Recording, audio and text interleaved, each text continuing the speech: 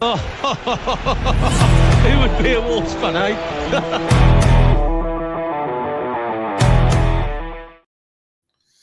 Hello, everyone. Good morning, good afternoon, good evening, whenever you're watching this or listening to this. You've got Greg on hosting duties today. Getting through, doing a review of the Wolves Palace game, the first game under the charge of Rob Edwards. Unfortunately, didn't see a change of results or change of our performance. This podcast is brought to you by the Sport in association with the Sports Social Podcast and the Boston Coffee Company. And today I've got with me Ed, Dave, and Jay. Evening. Right, guys, I was going to ask how you were. We're going to, obviously, I know how you are from a footballing perspective. Hope everything else is good. And we're going to get into a review now of the Palace game. First things we'll start up with is obviously Rob's first game, first attempt at sorting a team, looking at tactics, looking at that. So obviously there was a team breakdown. I'll just put that on up. So there was a couple of changes and a tactical change. Ed, what are your thoughts on Rob's first team sheet? It's going to be hard, isn't it, for us to pick the bones of this one, I think, at the minute, because he had them for 2 or 3 days. Yeah. He probably only knows about them from and for those listening from Middlesbrough, good evening, good afternoon, and grow up, because I'm sure you'll be here hate watching the fact that we lost the first game. This team, I don't know. I was relatively intrigued, I think is the word I'd use, that that we've got the twin towers up front that I'm sure we'll talk about later. And in my head, my lad read out the team to me from his phone on the way to the ground, driving in, and we just talked about, are we going to go sort of maybe old school, some long ball with those two? And part of me was a little bit excited about the chance for that, and I'm sure we'll talk about it at some point. But anytime I see that man Manetzi as a fulcrum in the centre of our midfield, has me panicking and thinking that we're playing with 10.5 men. So I was mildly intrigued, I think is the way I was going to go with it. I wasn't sure if we were going to play 4 at the back with Krejci midfield. Didn't really know what to think at this point, but I thought at least we were going to go for it at home. Absolutely. I think we had to. There's no choice about that, particularly given the recent results. Dave, your thoughts on the team sheet when it was presented, and obviously there was a tactical change as well. I don't really take much notice. Obviously, first game he's just gone safe. I was glad Wolf was getting a chance again. I think it's been a while. I think the Chelsea game, he should have started the game after. He's deserved a chance. I thought he actually played quite well yesterday. I wanted to see how we played with like Ed said, the 2 towers up front. If it was just going to be pump it up and see what they can do, or just play along the floor. But yeah, I don't really. I know them shit, so I don't really take much notice, and I just wanted to see how we played. Yeah. Thoughts on the bench? Obviously, there was quite a few people calling for Mane, obviously following his cameo at Chelsea, to be involved. Obviously, wasn't in the squad at all. Any thoughts on that? He's only, like Ed said, he's only been there 5 days. I think he's just gone with what he knows and what he can watch from previous games. So he's just stuck with the solid base. Yeah, absolutely. Jay, as you saw, different change, different style. What were your thoughts when you saw the team published? Yeah, I'm not a big fan of the 2 up top, but I can understand his looks. He probably hasn't a lot of time with the players this week. The standard international break conundrum is, and then you throw a new manager into the mix with that, and it becomes even worse and even more muddy watered. Richard from the Palace podcast on the preview, he did say that they love a long throw, didn't he? He mentioned that. And I thought Roccadore and Strand Larsen actually defended. They were better defenders than they were strikers on the day. They defended the box really well from set pieces and long throw-ins. Yeah. And the one thing I think Santi could be feel a little bit hard done to. Well, I think he's done a lot wrong whenever he's played. And then you see Totti in the back line and Santi sitting on the bench. It's a bit Yeah, it's a bit strange in my opinion, but it's first day, isn't it? Yeah, I mean, were any of you surprised to see that obviously Totti retained captaincy? Did you think that the new manager could have given him an opportunity maybe to look at a different candidate? I'll go with you, Ed, first on that one. I think he's lucky to retain a contract. I can't stand him. We can talk about that. I think when we talk about the game itself, you probably can't come in, can you, and mix it up that much quite yet. It'll probably take a couple of conversations and an explanation if you were to do that. But I was very surprised. I think that's a really good shout from Joe. I think that's one I probably should have mentioned. I was surprised that Santi, for the way he's played, and with the fact that we had Krejci, who's obviously naturally left-footed, that we brought Totti back into the fold. But yeah. One of the comments, obviously, thank you for that, Admiral, is that he's kind of suggested it felt like a team that was just being set up to keep us in the game. What are your thoughts on that, Dave? Do you think it was just a kind of let's just hold tight, keep ourselves in the game and see if we could take something maybe? Yeah, I think obviously first game he just wants to try and keep it as solid as possible. That's what we've seen that many early goals this season. That's all the fans want as well. We just want to be in the game come 60 minutes and then maybe, well, I was going to say go for it, but looking at you got Wang to come on, it's looking at the bench, it's not really going to make the team any better, is it? So it's just a case of trying to grind it out. Yeah, absolutely. And that's, let's be honest, that's typical for all teams that are relegating. You hear kind of things like scrapping and fighting and battling as opposed to kind of fluid, dynamic football. Before getting to the game, Jay, what were your thoughts in terms of the atmosphere and the pre-match build-up? Obviously, there was a change of music, which had a cheer pre-game. There was quite a loud, audible cheer. So, what were your thoughts in terms of the pre-game setup? Do you feel that how the fans were, how the game was set out before we got into it? They kept that quiet, didn't they? Normally they put a little playlist out, don't they, the day before on Twitter, and there was none of that. And then, like I say, normally it's in the build-up a little bit earlier on. And I was thinking, I haven't heard it yet, and I got an inkling that they were going to play it, and it did, like I say, got a big cheer and lifted the crowd quite a bit. I think it was probably a bit of an open goal, wasn't it? An easy one to take on the day for Fosun. It was a no-brainer, really. But yeah, we seemed well up for it. I mean, I'm talking to people in the pub before the game and stuff, and everybody's not confident, but you can feel there's a change, and we've got a better chance than we have the past few weeks. Let's be honest, and under Rob, feel a lot more like what could be rather than dreading the game. And the atmosphere was pretty good. I think even when we went one down, it's still pretty loud, to be fair, behind the team and behind Rob. Yeah. Do you think, Ed, that it felt like a bit of a reset? I think also sometimes a 3:00 Saturday kickoff can help, as opposed to these 2:00 Sundays and things like that we have a lot these days. Yeah, and with the weather and stuff, I'm sure there was quite a few lads with a couple of extra beers in them because they probably didn't leave the pub or the house quicker. But yeah, we needed it, didn't we? And I think obviously he's playing all the right hits, isn't he? Our gorgeous Rob. He's coming looking all dashing and beautiful, and he's saying that this is the only job for him. We'll brush over the fact that it's a massive pay rise and it's closer to home and all the other stuff that is probably the actual reason. And we buy into all of that, don't we? Because that's really all we've got to hang our hat on right now. Because the team, I mean, we've got 2 points, so it was. I think as Jay just said, when we went 1-0 down, the fact that the South Bank kind of led the rest of the ground in still getting behind everything and keeping it going, and it was there was more than ironic cheers, even from where I sit with all the kids in the Billy right with my kid. Even the kids were happy that we didn't have that warbling Spanish guitar bullshit that we've been having the last few weeks. So if 10-year-olds and under are noticing that the atmosphere is better because of it, then it needed to change, didn't it? Yeah, I think so. I think that was it. We needed a reset, and I think we needed a manager reset, and we needed a kind of the starting game, and I think it did get us on the right foot to start the game at least.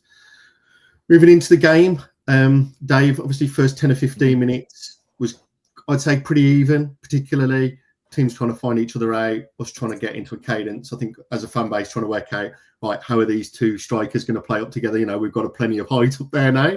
Kind of seeing how that worked. What was your take on the first 10 or 15 minutes of the game? I thought we actually looked pretty solid. I was trying to watch the defence because I sit in the safe bank as well by the shitty stand. Yeah. And I was trying to watch the defence, see what they're doing, and those constantly in a solid line, which I thought he's obviously been working on that over the past few days just to keep us solid. Obviously, the midfield, it was a bit iffy. They did get through the lines quite easy, but I was quite pleased with how solid we was looking. Obviously, the up front's just the nightmare. So the ball was just going up and coming straight back. Yeah. But yeah, I was just pleased with the defence. How it was looking. So obviously, a few more weeks, another week or so, just to try and grind into the system a bit more. Try and make it a bit more solid. And your thoughts, Ed, on that kind of opening period? How did you feel we settled into the game? So I think there's a comment I think from Maximus Wright, isn't there, about reckon we couldn't beat Chorley at the minute. I felt like it was January and it was the third round of the FA Cup, but we were the plucky underdog. Yeah, I just felt like we were there. Get a bit. I don't know. I only watched the first half of the North London derby today because it was dull as anything, and I've obviously missed the best half. But it just felt like we would just retreat to the halfway line and wait for Crystal Palace to either give us the ball back or have their chance. Yeah, and I think the solidness of there. I think another comment talked about Agbadou looking slightly better than he has done, which he did. Yeah. But it just felt like for me we were there hoping for a 0-0. And I get it, you know, we've talked about it already that Rob's only had a few days with the team, but it didn't feel like we had a plan to press or to do anything with the ball. We were there to contain. And at home against, I know Palace are playing well at the minute, and they're one of the up and coming teams in the world probably right now. But I think we lacked any kind of intent in the whole game, and it bit us in the backside. And you can't chase the ball in the Premier League for 90 minutes. You just can't, and they're not fit enough anyway. Yeah. I mean, there's a comment that David, and thank you for your comment, David, it kind of says we're the only non-Premier League looking team in the division, including Burnley. And I think that echoes the point that you're making, Ed, that it kind of felt like a championship squad, you know, like we had in the 90s, where you, like you say, we'd get a Premier League team and it was kind of being a bit plucky and kind of getting hold and trying to see if you can scrap some bits and pieces out the back of that. I guess moving forward into that, obviously there was a couple of big chances and opportunities. Mateta had obviously a big chance going through, whether he was offside or not. He obviously fluffed his lines anyway. And then there was a potential penalty decision, which obviously happened halfway through, where it was really close on the line. My initial instinct was from the South Bank that it was a pen. I'm glad to be proven wrong, although I'm not quite sure if I have been. What were your thoughts on that, Jay? What was your perspective? Did you feel like it was a penalty inside the ground when you were there, or were you confident that it wasn't?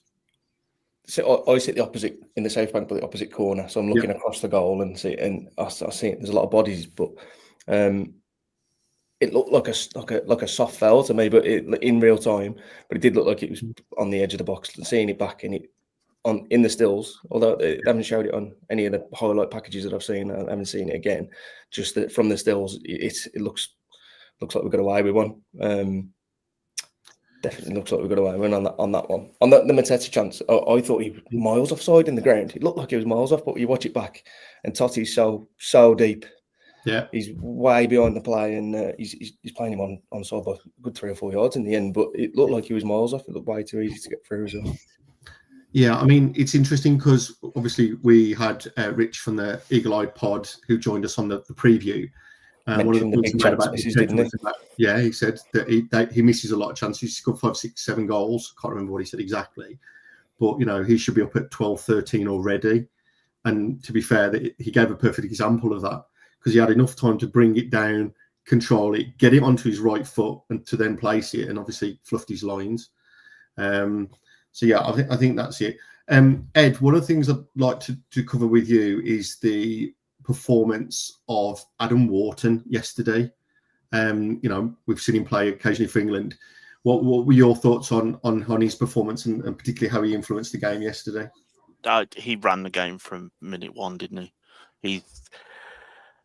He is being used. He is, I think, no better technically for me than Andre in terms of, he takes the ball off the back four and then he dictates play. But the ability he has to pick a pass is incredible, and how he just keeps the ball moving. But it's a bit like Paul Scholes towards the end of his career. Mm-hmm. Every touch there's a deliberate reason for every time he touches the ball. He doesn't just touch it for no reason. There's no need to do flicks and tricks. He gets the ball out of his feet, and right foot and left foot left foot and right foot, which surprised me yesterday, and not watching him as closely as I did yesterday. But his ability to find players in space that you didn't even see. It was a bit like watching someone playing FC 26 on the PlayStation, where they can see things that in real life you can't. I just thought he was incredible, and it had me and a few of the people talking around us. He was 20 million or whatever from Blackburn. Like there are players in the Championship, there are players in lower leagues that can step up, and it just proves to me, I think our scouting it was and is aimed in the wrong direction. But we have players in the squad that can do what he does. Maybe not as classily, maybe not as nicely as he does. Having a left foot helps because that always looks nicer. But it was his positivity that I think was the driving force in the game. I thought he was outstanding. Yeah. No, I think you'd normally back Joao and Andre to get on in midfield. Yeah. But that could get near him. Couldn't get anywhere near him. Whether that's down to tactics or team set up or what, but he looked like he got the whole of Molyneux to do what he wanted. He was brilliantly marshalled by Kamada as well in the middle, which is what we could do with Andre and Joao, but they don't either have the confidence, or maybe they aren't as good as I think they are. But I do think they have that ability. But he had that out ball all the time as well by not just Kamada. He also then could hit Munoz on the right, or he could go left to Tyrick Mitchell. The switch was on, wasn't it? Which we just don't have. We don't have with our wing backs right now. Capable players all over the pitch. Yeah. I don't think he was taking more than 3 touches at a time. No. I think it was literally ball straight to him, one touch, and just look and ping it. No, he's a beautiful footballer. It's just unbelievable to watch. Do you think, Dave, though, that part of that is the fact that they've got a pretty consistent squad?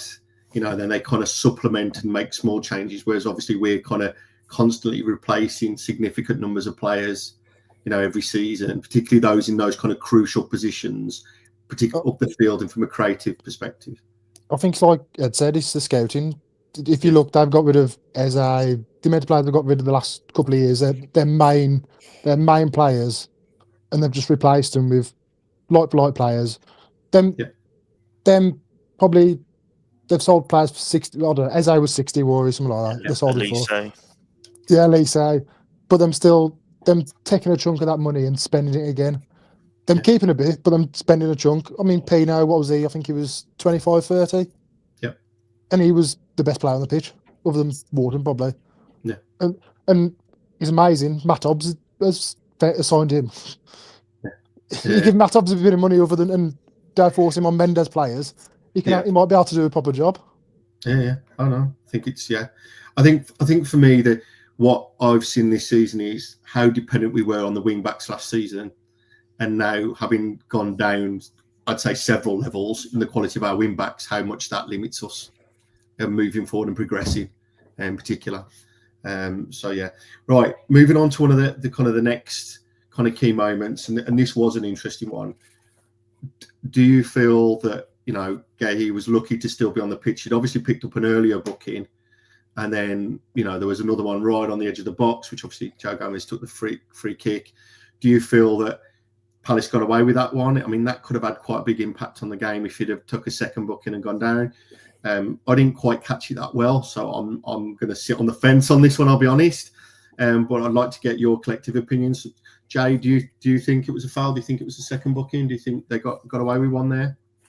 Yeah, I do, yeah. I didn't realise that it was Gahey that made the foul, other end of the pitch. You're thinking, where's the yellow card? And then you realise that it's him, and the rest bottled it, hasn't he? He has. It's a second yellow all day long.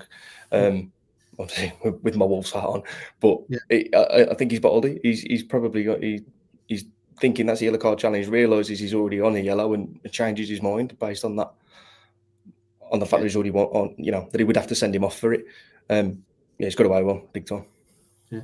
What were your thoughts on the refereeing performance, Dave? Generally, I think it was quite I'm going to call it an interesting performance, and I'll let you fill in the blanks off the back of that. What do you think of him as a refereeing performance yesterday? It was shit. There was no flow to the game. He was so pedantic with where the ball placement was of free kicks. But not every time. When it was us, anyway. Yeah. Take it back 5 yards. Take it back 5 yards. Yeah. And he's one of these. He's Anthony Taylor. He's I think he's a bit of an egomaniac, so he likes the attention to be on him. Do you think, Ed, subconsciously or otherwise, with all the noise that we given? I mean, obviously we're very vocal as a fan base, particularly in the usage of VAR and things like that. I wonder, even at a subconscious level, I wonder if the referee, that's impacting the game with the referees and stuff. I mean, I know it's a bit of a controversial take, but I wonder if there is an element to that. What are your thoughts? Potentially, I think it really does come down to, I think nearly every single one of them is not worth their salt. They are, I think Dave's right, most of them have got the main character energy that you need to, I'd imagine you'll need that to be a ref, because I mean, even when he gave us a decision, the South Bank, you still a fucking wanker came out, It takes, I think it takes something to be a referee, whether but yes, probably, but I think, that will be in the back of everyone's mind. And we've heard, commentators say they don't like coming to Wolves, they don't like this, they don't like that. We've had it, haven't we? But I think yesterday, I think a lot of it was back to quite good old fashioned Mark Gahey plays for England. There was some in-betweeners, he's an England friend, there was a lot of, every time there was any kind of decision, Mark Gahey was there, hiding behind his, my dad's a pastor, right? I'm a lovely man, but I'm also quite ruthless and really good at football, and I know what's going on. He was in Taylor's head from minute one. And I think there's a comment that I think was someone dropped in talking about that second. Interestingly, from the other, I sit the other end, obviously. Yeah. We didn't know that Gahey was the one that was booked for the earlier tackle. Yeah.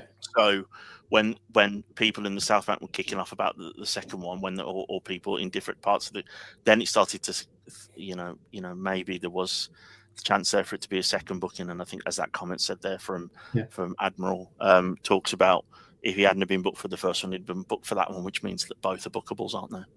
Yeah, absolutely. I do wonder, and I'm going to throw this one at you, Jay. Do you think that the implementation of VR is actually making referees and assistant referees a bit lazy, because it feels like they've got a safety net, so they can make a call knowing that they can get themselves tidied up one way or another later on? Yeah, there's that. It's even if it's not conscious, it's going to be subconscious, isn't it? There's that element of I can wait, not make the decision. But then if he's not making the decision, the whole ref's call, it's going to be given what's on the pitch. VAR are going to look for a clear and obvious, as they say, clear and obvious error.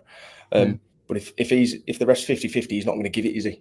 So then it shouldn't become ref's call, because he's not made a decision on the fact that VAR are going to back him up. We're going to come on to it, aren't we? But the Strand Larsen chance, it's the same thing, isn't it? Offside, you could be 10 yards offside. They'll leave the flag there and they'll wait for the game to stop before they put the flag up. But when it's a soft foul, blow the whistle straight away. Yeah. It's all over the place. Anthony Taylor is supposed to be one of our best, but he's one of the best of a really bad bunch. Yeah. And as you just said, Jay, I'm going to move on to that one now, the Larsen foul. Well, maybe a foul. I was obviously at the opposite end of the ground, because that was obviously when we were attacking the North Bank. I don't know what your thoughts are on that, Dave. Did you feel, is it one of those that just gets given in the Premier League and you probably get away with it, or it's more likely to carry on in the lower leagues? What was your perspective on that? Obviously, I'd have the best view, but I think as soon as he leaves the ground, and it does look like he goes in the back of him. So as soon as somebody goes in the back of someone, the ref's just going to blow it straight away. I mean, he probably should have let it play out, like Jay said. Mm. It's just one of them. You just, if they want to do the easy life, just let it go to VAR, and then he can make his mind up then. Yeah. And your perspective, Ed? What are your thoughts? You the same as the guys, or? Yeah, it looked clumsy. I question whether Larson needed to quite jump up and put that much pressure on him at the time. But we saw today in the Villa game that Martinez went down under minimal contact and the goal was given. I think the whole point of VAR, the whole reason they have it is to catch those moments. And it sounds like sour grapes, and we didn't deserve to win the game or get anything out of the game. But that's one of them ones where it should have had someone look at it, because there wasn't. That is my end. There wasn't a lot of contact from Larson. He kind of jumped around him. He just didn't deal with the ball. The Quad just didn't deal with the ball and then panicked and fell over. You can still blow the whistle and give a foul, but just wait for the ball to go dead, because at least you can then reverse that decision. But once he's blown the whistle, stops, and you potentially give it a chance. What if it was really soft and he's barely touched him? We would never know, because you can't take a second look at it, because that whistles through his mouth too quickly. Yeah, absolutely. Oh, I'm amazed he didn't book Stan Larson for carrying on playing, to be honest. The way Taylor was going. Yeah, I think the noise kind of saved us a little bit on that, but the kind of things. I think he got away with it. Didn't quite hear that one, ref. So I think, but you're right. Given the performance that was there yesterday, it's certainly not without the outside the bounds of possibility that he would do such a thing for sure. Obviously, that was kind of building into a bit of momentum, and we started to have a few chances. There were half chances, and it was a bit scrappy. But obviously, we did start to get a bit of momentum as we were coming towards half time, and there was a decent chance for Krejci towards the end of the first half. Again, not something, I guess, for those of us that were in the safe bank that was easy to see.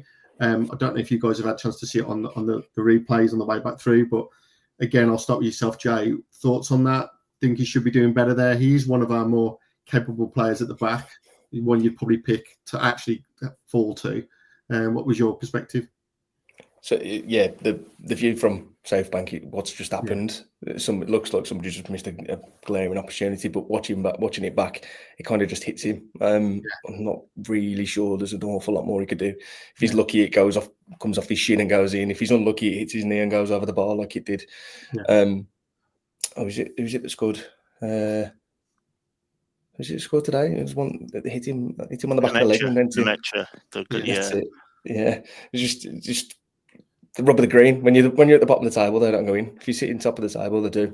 Yeah, I think I was just going to ask you that question, Ed. Is this just a symptom of the fact that the players are low on confidence? Things aren't going our way, and it's just one of those. And when you're playing well and the team's doing well, they go in, and when you're not, they just bounce and bobble and go anywhere. Yeah, and that is my end, and it did just come straight to him, and it was. All I was saying before we're taking the free kick, just hit the target from there, and then see what happens after that. And that's exactly what we were hoping for there, wasn't it? He had the deflection. Henderson kicks it out, and he kicks it quite hard, quite true. And Krejci is one of our most technical players, and there probably isn't many I'd have picked in front of him to have the ball dropped to him there. It just hit him. He was 4 or 5 yards away from it, so it's really difficult. But it's indicative of where we are, isn't it? We're bottom of the league. We have no luck, and we could have done with that hitting him plumb in the face and going straight in. But it hit him on a harder part of his body, and it just dropped over. Yeah, absolutely. So obviously going 0-0 half time. What were your overall thoughts on the first half performance, Dave? Yeah, it was like I said, solid defensively. I had to go for a couple of fags just to calm myself down half time and let out a bit of stress. But second half, I thought we might show a bit more ambition, because obviously the first half we didn't really have too many chances. But it was solid. Yeah.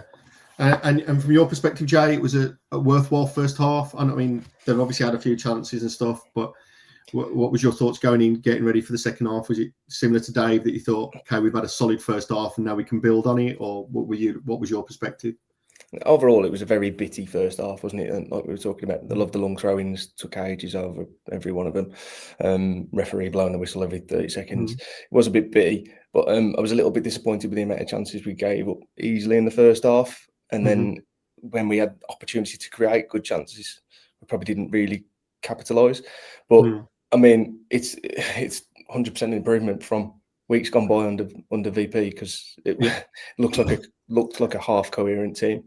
It's just when the ball gets into the final third, there's nothing going on. Is there? There's just nothing going to happen. Doesn't feel that way. Yeah, absolutely. Obviously, then moving into the second half, and unfortunately, the inevitable did happen.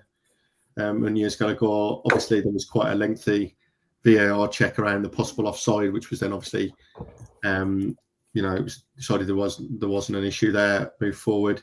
What were your thoughts on that, Dave? In terms of, do you feel like it was coming? It was going to happen? Do you feel it was against the run of play? Is it again another one for us? It's just kind of bounced funny, or what was your thoughts on it? It's what we had basically in the first half, but they put it away and we missed it. It's just one of them. You see, you get a lot of deflections, and you just hope.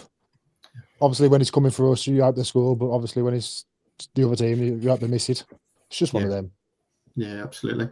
And Jay, you obviously mentioned earlier that the fans still stuck behind the team if after they went 1-0 down. How did you feel that the team reacted? How do you feel we kind of adjusted to that? Being in a losing situation yet again. It's probably better than the rest of the season, but still not brilliant. It's just like I say, you go 1-0 down, it feels like the game's over. There's just nowhere to go from there. The goal, it is a good finish, to be fair to him, but he's got a bit more time than Krejci did, didn't he? But I mean, same when you're bottom of the table, those balls they land to decent footballers who put the ball in the back of it. But how long can we blame bad luck? It's eventually you got to hold your hands up, haven't you? There's no bad luck to leaving Adam Wharton completely on his own on the edge of the box either. There is that. Yeah. I mean, you'd have thought. I appreciate it was a reduced training because of the international breaks and players being away and stuff like that, and a new manager. But you'd think anyone going in as manager would be like, right, we've got to get someone in on him, close him down, stop him dictating the game. And I think second half in particular, it was just, he was having a party out there. Let's be honest, he was controlling the game. He was doing what he wanted to do. Ed, I've reserved this one especially for you, mate. Obviously, going down, we had a few substitutions, few changes that were made. Can't remember if this was obviously in the run up before the second goal. I witnessed, it was interesting. There were other substitutions made, but for me in the South Bank, there was a kind of an audible groan when Hwang was introduced into the game. There was a real like, what is he doing? Why are we doing this? We're not going to score with him on the pitch. What were your thoughts on his performance? Obviously, the slide here is showing his involvement in the lead up to the second goal, which was a good finish. I'm going to give the player the credit for that. It was a good strike. What were your thoughts on not just that moment, but his general performance? He's cack. I've said it on here a few times, and a few people in the comments have even said I'm questioning on it because of where he's from in the world. It is nothing to do with his race, creed, or anything else. He is an awful footballer, apart from he can maybe every now and again he can score a couple of goals. That's not good enough in 2025. It's not 1996 anymore. You don't have a big man, little man up front. You need to be an all-round footballer. I promise you, on my son's life, before he made that pass, it's literally right in front of us. I shouted no because I could see it happening. It was literally right in front of us. Like, no, don't. And he hit it straight at the player. There wasn't anyone really in the vicinity of where he was trying to pass it to. Yeah. What's his position? That's the question I'll ask any Wolves fan watching. If you've watched Hwang, what's his position? He's an old-fashioned second striker. People don't play two up front like that anymore. He's relatively quick. He's quite good at pressing, but he runs into cul-de-sacs. He never wants to pass the ball. He'll shoot rather than pick anyone out. It's just playing him, and I'll touch on Manetzi as well.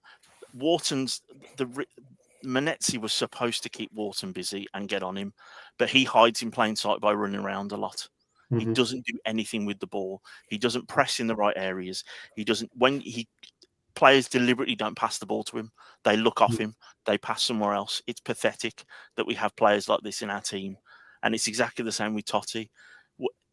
Reinhard Nori has given that man a career because the amount of passes he plays that bobble along a perfect pitch in 2025 is ridiculous. But Hwang, no one wanted him to come on the pitch last night. And genuinely, the only reason that seems possible that we play him is A, we don't have anyone else, and B, we have that deal with that South Korean streaming team. Because honestly, he doesn't have a place in the Premier League in 2025. He just doesn't. He just doesn't. And he could be called John Smith, and I'd be saying the exact same thing. It's just he just doesn't offer anything, and we bring him on, and bless him, he's also been asked to play out of position because his position doesn't exist anymore. So he doesn't bring anything. Yeah, I mean, when he came on, I kind of noted he was playing on the left hand side a little bit because he was trying to double up with Moller Wolf, and that was a bit of an unfortunate one because again there was a couple of passes there that just didn't work out well at all. Dave, from your perspective, how would you assess his performance? Is it that we're playing him in the wrong position? Is he wanted to be somewhere else? Is he just diminished to the point where he's just not of the standard required? What's your thoughts?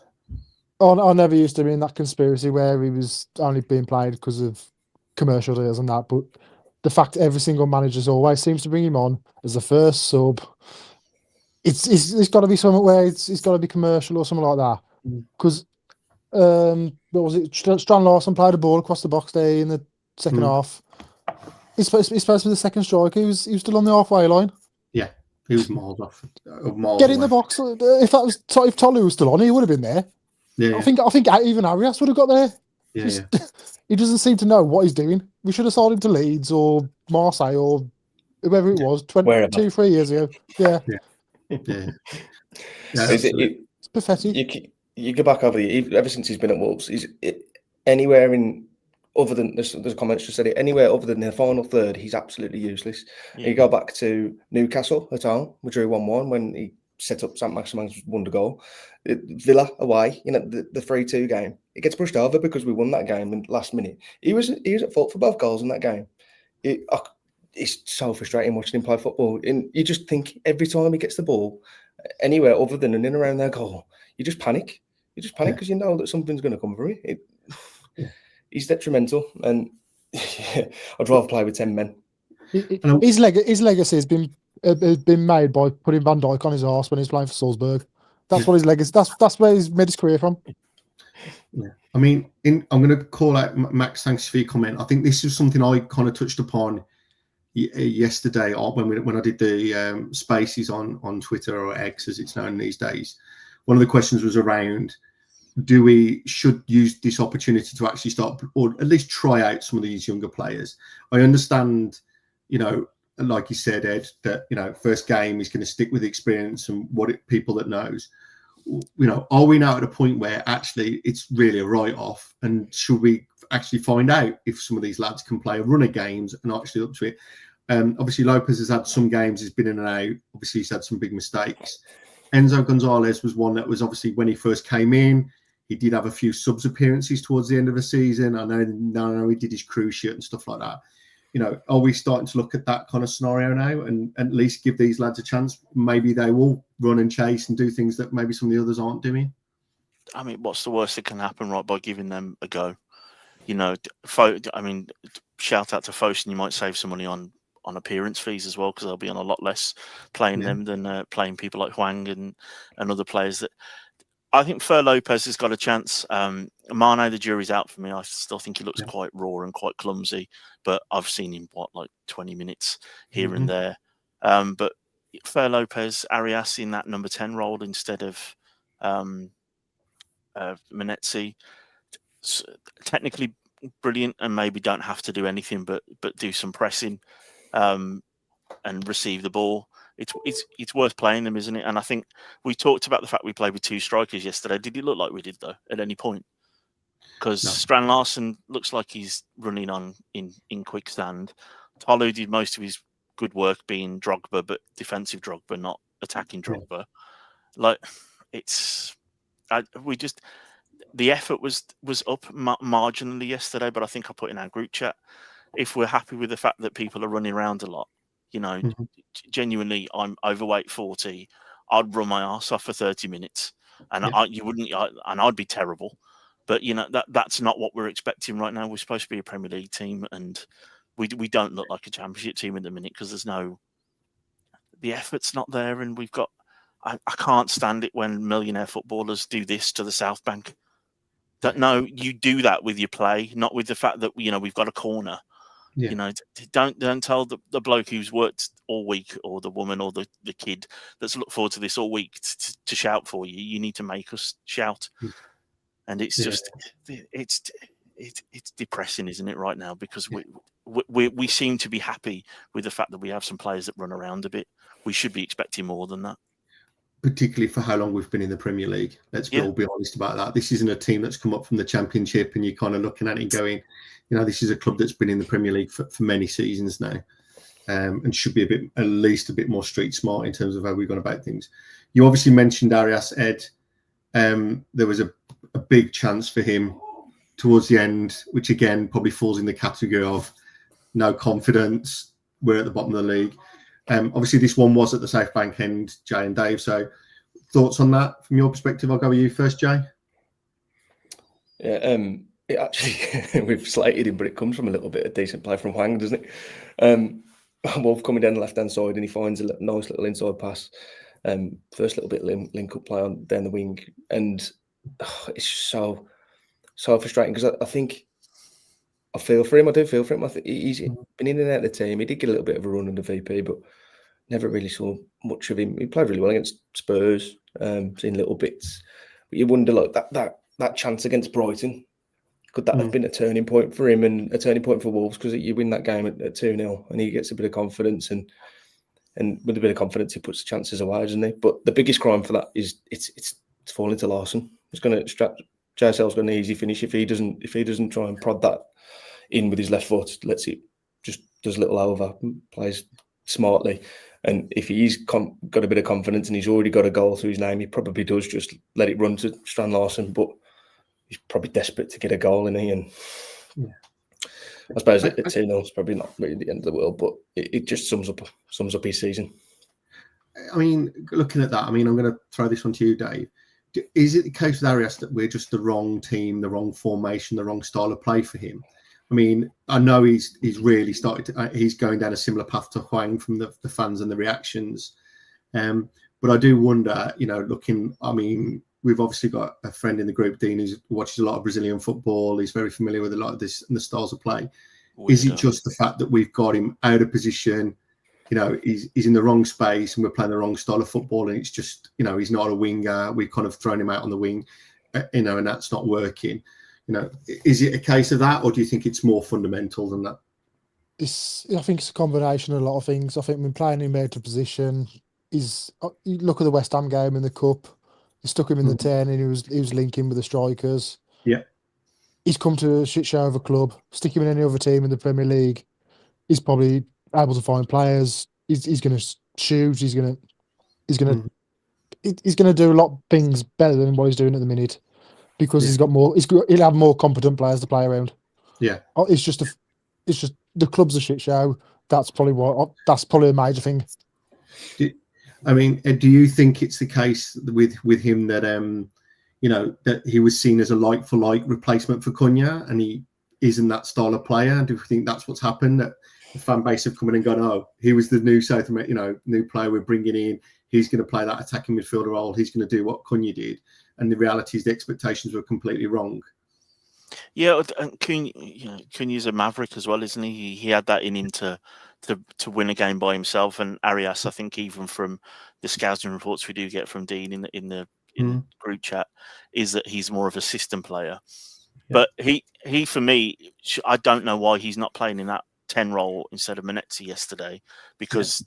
One thing we know about Brazilian football, I don't watch it at all like Dean does, but it's very combative. It's all about possession. It's about getting stuck into teams. It's not indifferent to the Premier League, but he has the ability to take the ball and to do something with it. Whereas he's not just going to run around, aimlessly. It feels to me, the Cunha replacement stuff, I get why maybe some fans think that, but we need to play him in the right position. And technically, I think we do have the right position in the lineup that Rob brought out yesterday. But he went with effort over ability, and we're not in the position now where effort's enough. We need someone with a little bit of magic, and I think, Dave's spot on. The West Ham game, he basically set up 2 of those 3 goals, didn't he? By his brilliant link-up play. And we have João and Andre, again, Brazilian footballers with background in the Brazilian league.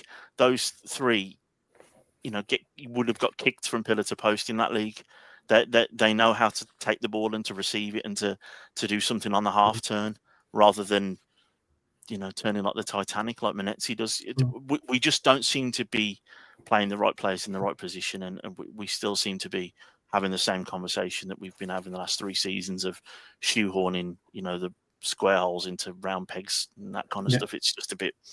It just you scratch your head a little bit because it just feels like some of these things are really easy to put right.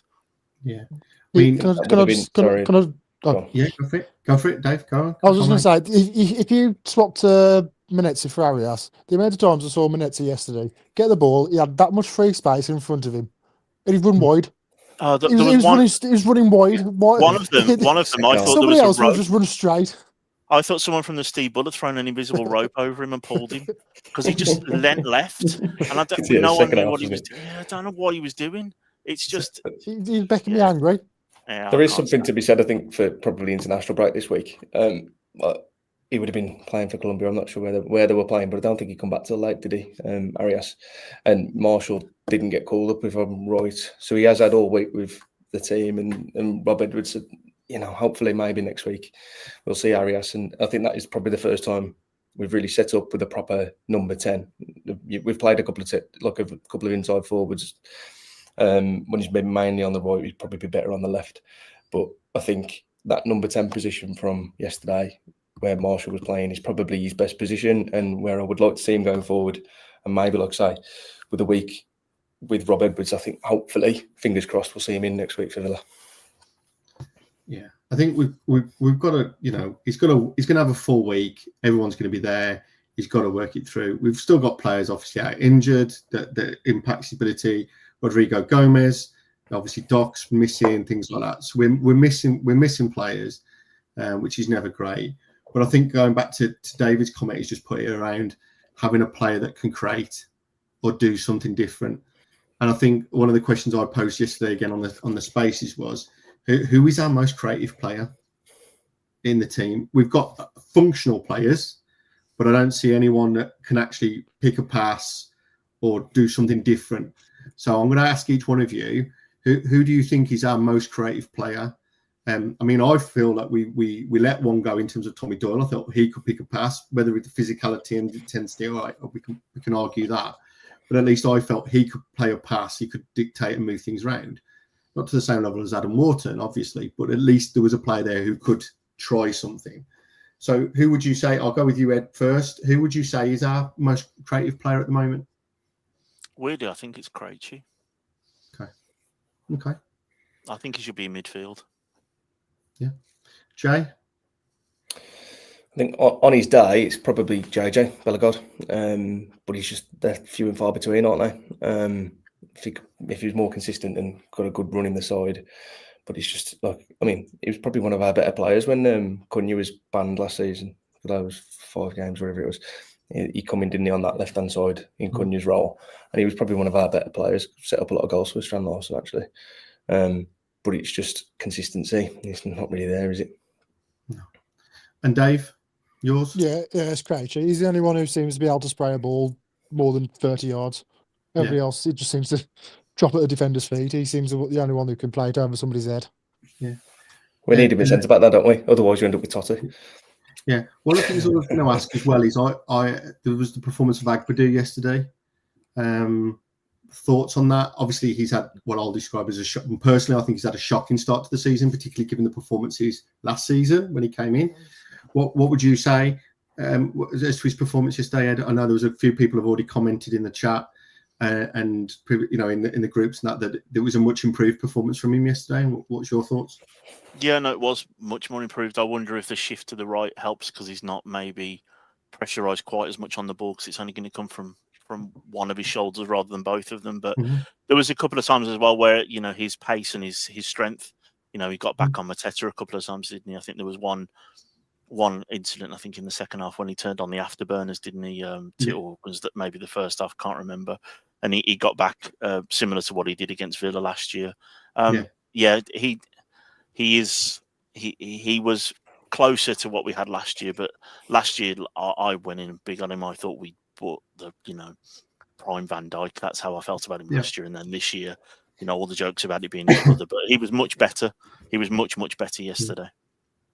Is that your thoughts as well, Jay? That maybe that switch to the right hand side served him better, not being the focal point in the back three?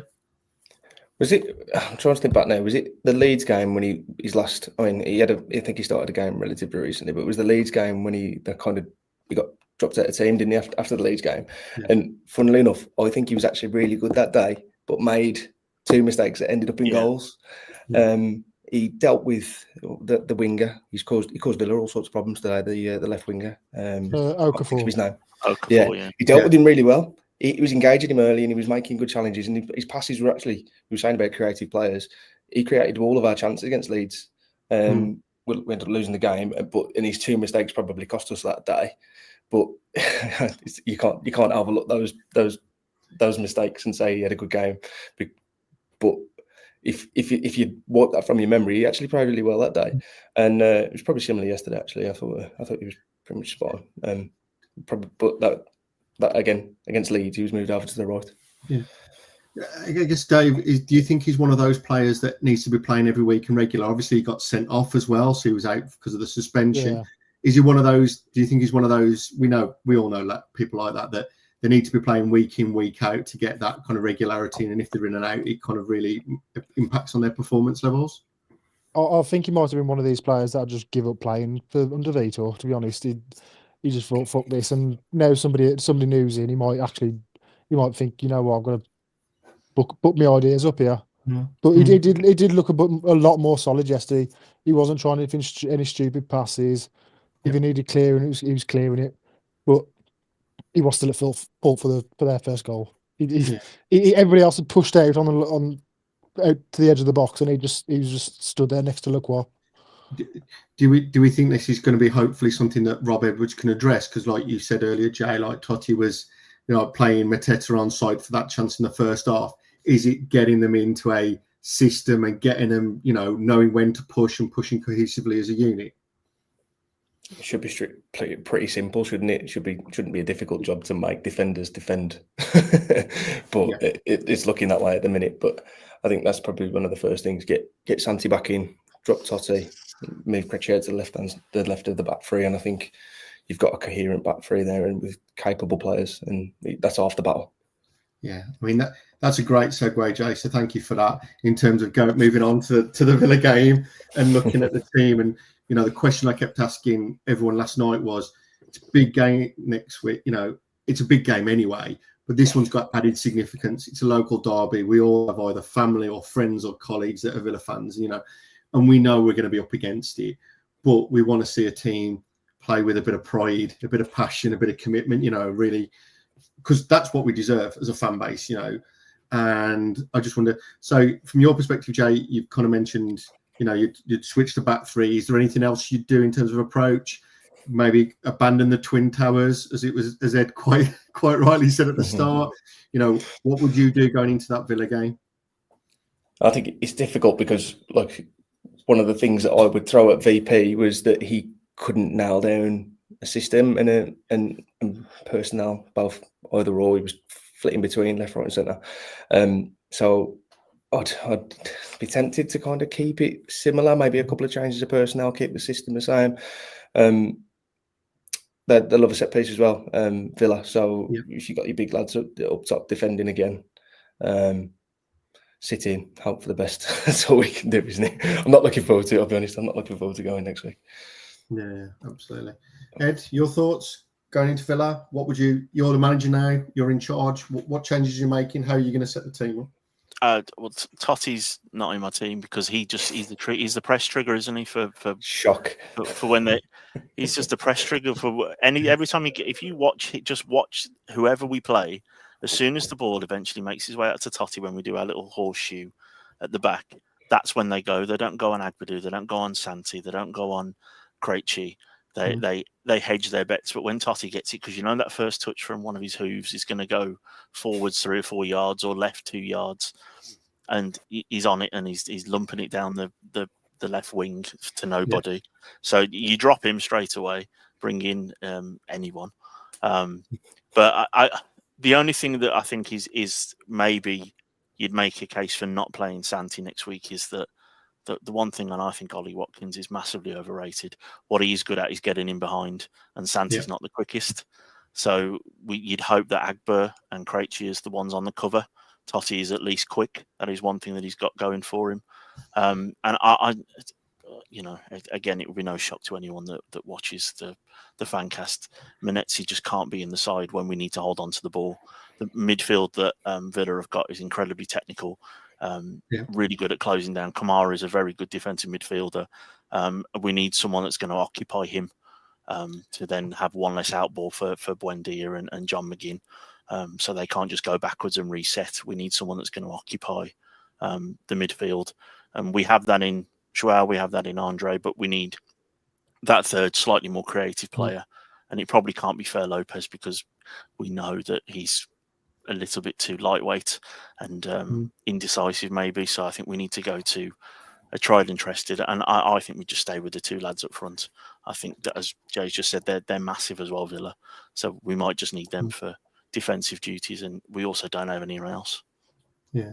I mean, following on from Ed's comments, Dave, could you see a scenario where Krejci could potentially come into the midfield, or is that going to be too much? You know, it's going to take too much of our defence if he steps up a bit as maybe more of a creative outlet alongside Joao and Andre, or do you just think, no, we need him in the back line?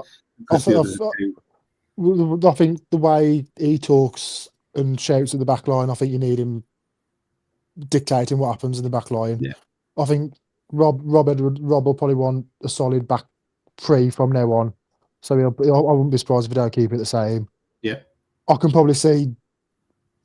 I don't really want Menezzi in, but he probably will start Menezzi again. Yeah. But we do need a sort of link between the midfield and the strikers. So I know we've been glazing Arias, but maybe Bellegarde would probably be best for it. That's a fair point. No, that's true. It's a good shout. Right, we're getting towards the end now, guys. I'm going to try and lighten it up a little bit or go for a slightly different tack towards the end, because I know this has been a very difficult hour for us and for everyone watching, given where we are at the moment. So I just want to throw out a slightly different one. Obviously, I think we're all agreed we're pretty much home and hosed in terms of going down. You know, the gap's huge. Obviously, there was quite a few interesting results yesterday in the Premier League. A few teams picking up points. You know, it's getting quite interesting above us. So to that end, given where we are at the moment, who would you say are going to be the 2 likely candidates to go down with us? So who do you think? And it's going to be an interesting run, but who do you think are the other 2 teams that are going to drop down with us? Ed, I'll go with you first, mate. Who are you thinking at the moment is going to suffer? Burnley and Leeds. I think Burnley have just also proved that you can be as miserly as you want in the Championship. It means nothing in this league. So and Leeds, they're run out of steam in every game they play, and even when they play quite well. So I think it's those 2. But I think we're bottom quite comfortably, even though I think that man for man we might be a better squad. Yeah. Jay? Yeah, I agree. Burnley and Leeds probably be with us, but I think the main reason for that is the two closest teams are West Ham and Forest, and you're not going to get relegated with Nuno or Sean Dyche and George. It's just not going to happen. Yeah.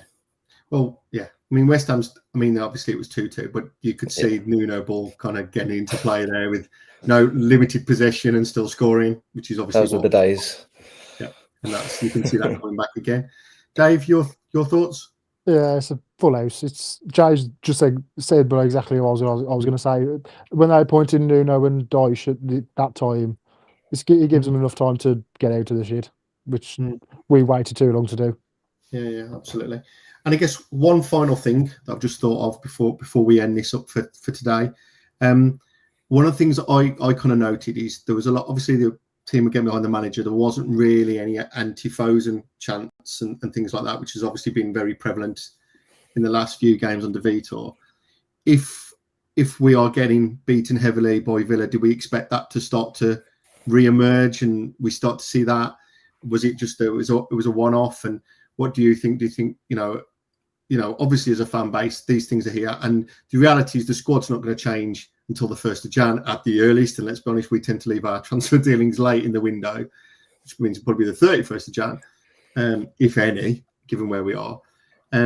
What do you think? Do you think, as a fan base, we've got to kind of keep coming back to that, keep pushing it? Or do we need to kind of just keep trying to back Rob while he gets into play? What are your thoughts on that? And again, I'll loop round you all before we wrap it up. Jay, I'll let you go first this time. What are your thoughts on that? I think win, lose or draw, we've got to give Fosun everything we can and everything that they deserve. It's frustrating that it doesn't sort of pick up more often because I understand that we're concentrating on the game.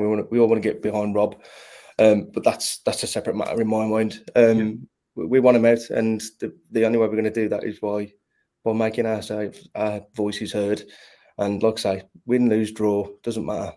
They need to get it, and it should be constantly. We should hear Fosun out for 90 minutes. And I think Adam and Dan keep talking about it. Protests that they've got to be coming soon, haven't they? Yeah. And I'm all for it. Okay, Dave, your thoughts? I think the first couple of weeks, I think Rob will have a bit of leeway and we'll just try and back the team. I think the closer we get to January and over Christmas, and especially in January, if we don't buy anyone, the first couple of weeks, that's when it should properly ramp up, and that's when there should be more and more protests going on. Yeah. And lastly, Ed, and I guess following on from Dave's point, are we actually going to be able to even bring in players given where we are at the moment? Are we just going to be seen as a dead duck, and we're not going to be able to attract anyone really, or maybe someone's just coming in for a paycheck? What are your thoughts? People will still want to come to the Premier League and have 4 or 5 months to be in the shop window. I think we've seen that over. Granted, we haven't been quite as bad as we have this season, but we've seen that with loads of teams, haven't we? That you go back in history, you've had players that have made their name playing for a team that get relegated and make a career out of it. And there's always, the potential loan market and other stuff we can get. Yeah. I think the only way we'll ever see any kind of, and I agree that Fosun should get it everything, but the only way we're going to get it is if people stop buying the merchandise, people stop turning up.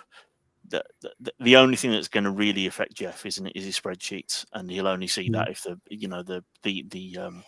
balance doesn't balance at the end of the month or the tax year. That's the only way we're going to get around it. And the problem you have is that, like for me, my lad will have all 3 kits at some point through this season because it's one of his massive passions, and that's the conundrum we're in, aren't we?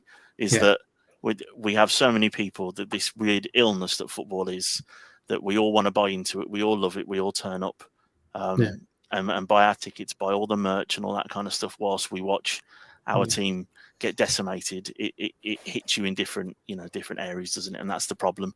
But I think the only thing that's going to help us is the vocal South Bank. We need it. The away fans who are incredible, that go everywhere. It comes from that core, and then the rest of us, the happy clappers like me that sit in the family stand, need to get behind it as well.